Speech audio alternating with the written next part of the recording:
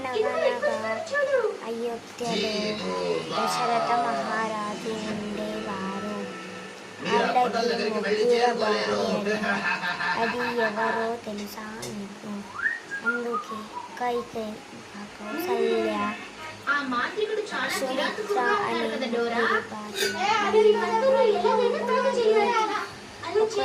దశరథ మహారాజుకి ఆలోచన వచ్చింది.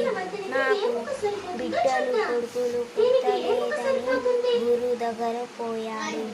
గురువు వచ్చి, నువ్వు అగ్నిదేవుని కోరించి హోమం చేస్తే నీకు పిల్లలు పుడతారు అని చెప్పాడు. ఆగకుండా ఆ హోమం జరిపిస్తూ 2-3 బాగా నెల తర్వాత సుమిత్రకి, కౌసల్యకి, కైకేయికి